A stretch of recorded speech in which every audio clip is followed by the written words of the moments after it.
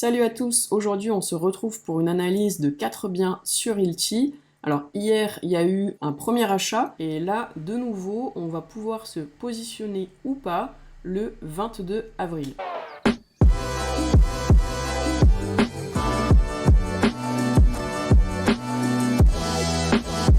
Dans cette vidéo, je vais vous montrer à travers les outils que vous connaissez si vous êtes déjà familier avec Realty, l'analyse que j'ai pu faire, mais aussi je vais vous partager mon tableau Google Sheet qui me permet de manière très précise de savoir si je me positionne oui ou non sur des biens et de manière le plus automatisée et logique possible pour un bon investissement. Alors les 4 biens se trouvent ici dans des quartiers totalement différents. Là c'est les petits points d'interrogation que j'ai mis ici. Les petites maisons en bleu, c'est les maisons que j'ai pu acheter déjà sur Realty. Donc j'en ai sur Détroit et sur Toledo. Je ne vais pas analyser les 4. En fait, j'en ai déjà fait 3 sur 4. Mais il y en a une qui me semble pertinente de vous présenter. Là, ce qui est intéressant, c'est principalement le bien numéro 2. Pour ma part, je vais vous expliquer pour quelle raison. Parce que bien évidemment, chaque investisseur a sa propre stratégie en fonction de ses objectifs. Donc sur une vision court terme, moyen terme et long terme. Bon, l'immobilier, on est plutôt sur du long terme. Est-ce que vous voyez tout de suite la rentabilité, vous choisissez le bien, vous direz que c'est la meilleure des rentas, vous ne cherchez pas à comprendre. Moi, personnellement, ce n'est pas mon cas. Je vais aller chercher une analyse beaucoup plus profonde et surtout, je vais réfléchir, en tout cas ça, c'est ma stratégie qui est propre, à l'évolution du jeton sur du long terme. Donc pour moi, c'est extrêmement important d'être au prix du marché, voire bien en dessous, et de voir le potentiel d'évolution sur les loyers et l'expansion du quartier. Et pour moi, ce bien, il coche toutes les cases, donc c'est parti.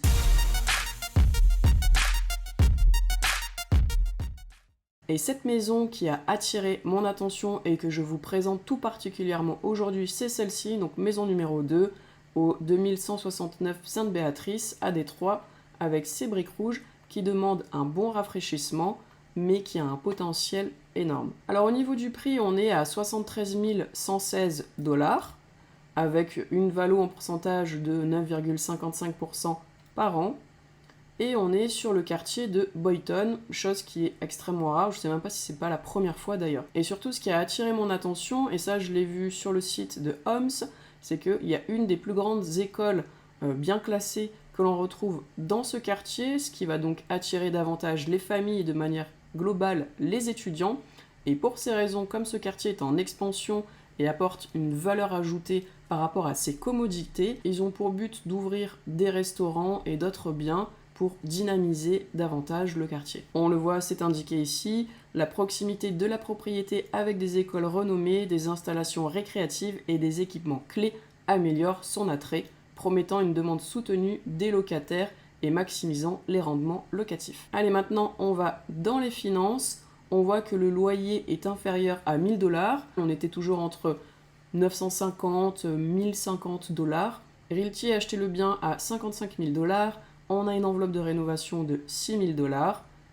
Si on regarde davantage pourquoi, cette enveloppe elle est allouée pour les réparations d'auvent, de la gouttière, ainsi que de l'entretien différé pour assurer la longévité et l'attrait. Donc belle enveloppe pour valoriser le bien immobilier. Ensuite nous avons tous les frais de Realty, les 10%, les frais de maintenance, administratifs et les coûts divers, ce qui nous emmène à 73 121 $. On se retrouve maintenant sur mon Google Sheet où ici de manière logique je fais mes analyses en fonction de mes objectifs. Si on prend le prix du bien à 73 100 et quelques dollars, en incluant les frais de 10% de Realty et les autres frais, effectivement, on est au-dessus du prix moyen que j'ai pu retrouver sur les autres plateformes, qui sont donc à 61 775 $. Toutefois, je remets les choses dans le contexte. Quand vous voulez acheter un bien, vous regardez les prix moyens en mètre carré, vous regardez les frais de rénovation. Par exemple, vous avez vu un bien à 100 000 $. Par rapport au prix du quartier et à l'attrait qu'il peut vous apporter, il est pas trop mal, ou il a besoin un peu de rafraîchissement, peu importe. Et le prix moyen, vous voyez qu'il est autour de 110 000 €. Dans ce cas-là, vous dites, bon, du coup c'est intéressant, mais à aucun moment, vous incluez les frais de notaire qui sont complètement à part. Personnellement, moi c'est comme ça que je vois les choses. Donc à vous de voir si vous voulez intégrer de manière globale toutes ces valeurs à l'intérieur, parce que malgré tout, c'est un peu plus de 10% qui augmente, ou pas. Ça, chacun est libre de voir les choses. Alors évidemment, hein, si c'est au même prix, voire en dessous, je suis preneuse. Mais je ne m'arrête pas à ça. Donc si là par exemple j'étais du coup à 61 000 $, je vous rappelle 55 000 $ le prix d'achat du bien et 6 000 $ les frais que l'on va intégrer pour la rénovation du bien, ça nous fait un total de 61 000 $. Dans ce cas-là, on se situe bien dans la fourchette du prix moyen d'achat des maisons dans le quartier. Concernant l'économie du quartier, le prix du loyer, comme on l'a vu, est de 980 $. Et j'ai juste vu un prix pas trop déconnant sur Zillow à 1280 $, entre 1100 et 1280 de ce que j'ai pu voir. Donc, ce qui nous indique que la moyenne des estimations des loyers, là, c'est extrêmement intéressant. On va dire qu'on est de manière prudente entre 20 à 30%. Ce qui indique, en tout cas, ça augmente les chances de pouvoir augmenter le loyer dans le temps. Surtout que vient s'ajouter cet indicateur, le revenu annuel moyen d'un foyer dans ce quartier est de 42 000 $. En général, c'est un peu inférieur. Donc déjà, ça, c'est une bonne nouvelle. Et surtout, la part du loyer par rapport au revenu moyen d'un foyer, il n'est que de 28%. Donc il est bien en dessous de tout ce qu'on a pu voir autour de 37-38%.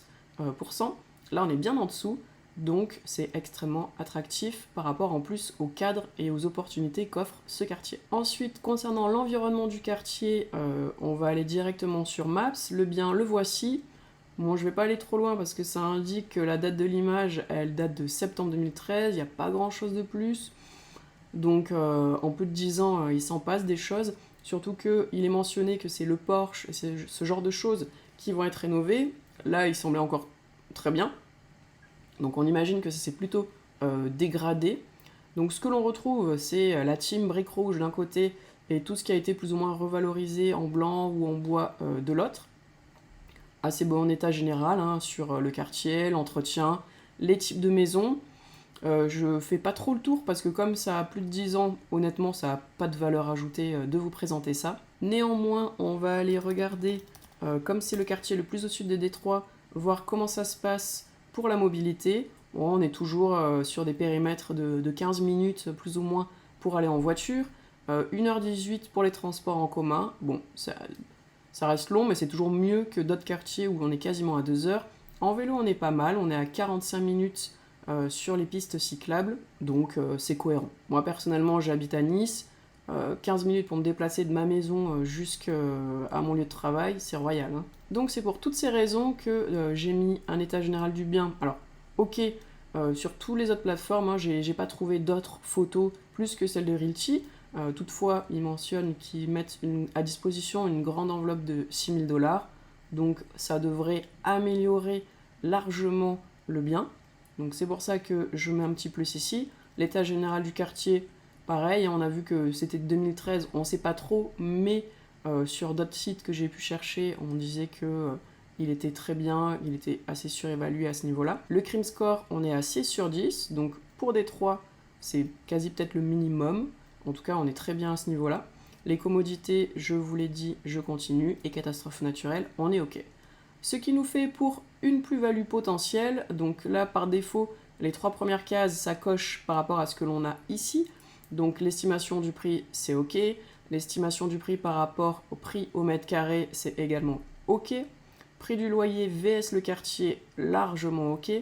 Et ensuite, je vais vous présenter du coup le prix du bien vs celui du quartier. Si on reste sur du 73 000 $ en comptant tous les frais de Realty, vs le prix médian des maisons du quartier, qui est à 86 688, on est encore très très bien.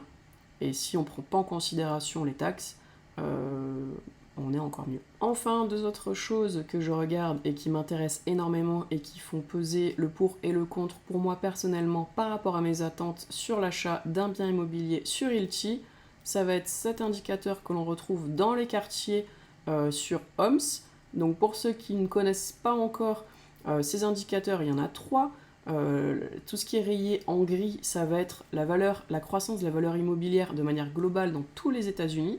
Ensuite, en bleu, c'est la valeur immobilière de Détroit, tout quartier confondu. Et enfin, Boynton, c'est un zoom sur le quartier pour voir si ce quartier suit la performance de Détroit ou alors il décroche ou au contraire il surperforme. Donc là, ce que l'on peut voir de prime abord, c'est que avril 2019, on était sur un prix médian moyen, donc des maisons dans le quartier à 51 313 dollars, et que maintenant, on est à 86 688 en seulement 5 ans. Donc c'est très bien. Et moi, ce qui me plaît encore plus, c'est de voir que été-automne 2023, on voit que là, il y a eu un gros coup d'accélérateur quand on parle de la valorisation et de l'expansion de ce quartier, et de la bonne pub qu'il peut avoir, le bon vivre dans ce quartier.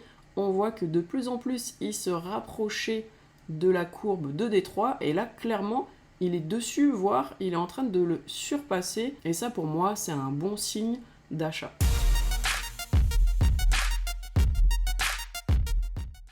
Donc faut-il investir dans ce bien? Ça dépend de vous, car moi, mes indicateurs, mes objectifs sont totalement différents des autres et vice-versa.